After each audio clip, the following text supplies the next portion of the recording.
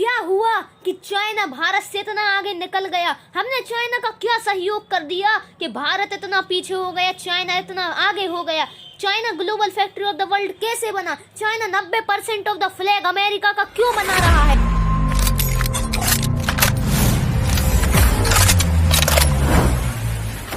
जी हाँ दोस्तों, आज हम इन्हीं टॉपिक के बारे में बात कर रहे हैं। उससे पहले मैं हूँ मयंक जैन, स्वागत है आपका हमारे YouTube channel The Indian Advisor में। तो दोस्तों, जितने भी लोग चैनल पर नए हैं प्लीज एक बार लाइक का बटन दबा दो, सब्सक्राइब का बटन दबा दो। हमें मोटिवेशन मिलती है आपके एक एक सब्सक्राइब से। जी हाँ दोस्तों, हमें पहुँचना है जल्द से जल्द 1000 सब्सक्राइबर पे, जिससे कि हम आपको और भी मोटिवेशनल वीडियोज ला सकें। तो दोस्तों, आज हम बात करने वाले हैं कि चाइना भारत से इतना आगे क्यों निकला। भारत से ही नहीं दोस्तों, अमेरिका, कोरिया, दक्षिण कोरिया, उत्तर कोरिया और गाइस इतने सारे देशों से भी आगे निकलकर ग्लोबल फैक्ट्री नंबर 1 देश बन गया है। दोस्तों, क्यों बन गया है, इसका रीजन क्या है, इस वीडियो में यही डिस्कस करने वाले हैं। तो दोस्तों, इसके लिए मैंने बहुत सारे पॉइंट्स बनाए हैं, जिसको मैं पॉइंट वाइज समझाऊंगा, जिससे आपको बहुत अच्छे से समझ में आएगा कि चाइना ने ऐसा क्या चाल चली, ऐसी क्या तकनीकें आजमाई जिससे चाइना भारत से इतना आगे निकल गया। तो दोस्तों, China global factory of the world है। Global factory of the world मतलब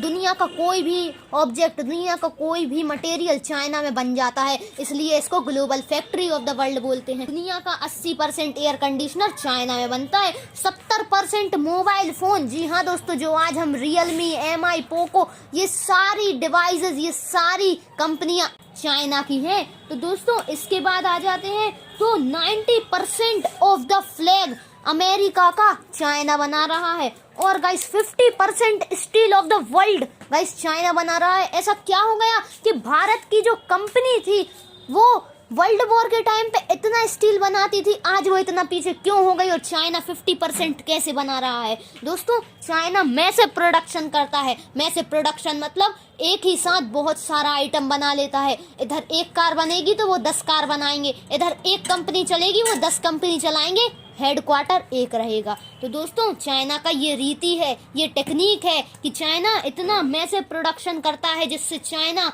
बहुत पैसा कमा रहा है, चाइना को बहुत प्रॉफिट होता है इसी मैसिव प्रोडक्शन की वजह से। देश को बढ़ाने का सबसे बड़ा कारण क्या है? तो दोस्तों, एक्सपोर्ट। अपना आइटम दूसरे देश में एक्सपोर्ट करने से जो प्रॉफिट होता है उसी से देश आगे बढ़ता है, उसी से देश के पैसे की कीमत बढ़ती है। आज आप देख लीजिए, डॉलर की कीमत 70 रुपीज, अप्रॉक्स 70 रुपीज है। दोस्तों, ऐसा क्या है कि डॉलर इतना महंगा क्यों है? तो दोस्तों, यही बात है कि एक्सपोर्ट इंडिया में कम है, इंडिया में इंपोर्ट ज्यादा है। अमेरिका और चाइना इतना एक्सपोर्ट करके इतना आगे बढ़ गए हैं कि आज भारत इनसे बहुत पिछड़ चुका है। दोस्तों, चाइना में एक और तकनीक है कॉपी पेस्ट करने की। जी हाँ दोस्तों, जैसे अमेरिका में कोई फोल्डेबल फोन बना या तोड़ने वाला फोन बना या जोड़ने वाला फोन बना, कुछ भी बना गाइस, वो लोग वो फोन खरीद के, उसको खोल के, उसके पार्ट्स देख के, अपने पार्ट्स डाल के, उसको सस्ता बना के अपना नया प्रोडक्ट बना देते हैं और अपना नाम छाप देते हैं। तो दोस्तों, चाइना इसी वजह से तो आगे निकल रहा है। फोन पहले अमेरिका में बनेगा लेकिन चाइना में आ जाएगा, चाइना का मार्केट हड़कंप मचा देगा और अपन भारत वाले उसी को खरीद के उनका प्रॉफिट बढ़ा रहे हैं। उनको सहयोग, इसी वजह से तो हम उनको सहयोग कर रहे हैं दोस्तों। तो दोस्तों, समझिए, हमें चाइना का प्रोडक्ट नहीं खरीदना है, भारतीय प्रोडक्ट खरीदना है। दोस्तों, माइक्रोमैक्स, इंटेक्स जैसी, लावा जैसी कंपनियों को हम सपोर्ट नहीं दे रहे हैं। जब तक हम इनको सपोर्ट नहीं देंगे तो ये और मॉडल कहां से निकालेंगे? तो गाइस, हमें पहले इनको सपोर्ट करना चाहिए, जिससे चाइना जैसे देश पीछे हो जाए और हमारे भारत की रुपए की कीमत बहुत बढ़ जाए। तो दोस्तों, अब हम बता देते हैं 5वां पॉइंट